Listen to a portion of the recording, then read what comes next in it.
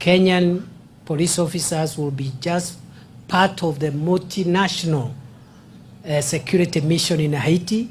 Kenya is the lead nation, but there are so many other countries that have pledged to contribute troops. And this came from the mandate of the United Nations Security Council. So it's part of our international obligations. The court matter has been addressed. There was a small court matter. That small matter has been resolved because the court said we needed to have a reciprocal agreement with Haiti. That reciprocal agreement has already been signed about a week ago. So we are now in the pre-deployment stage. All the other programs are in place, including the status of forces agreement and the laws on detention, arrests, and other enforcement measures are now in place.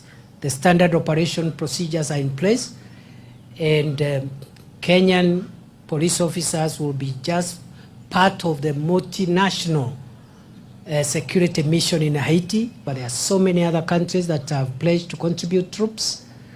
And this came from the mandate of the United Nations Security Council. So it's part of our international obligations.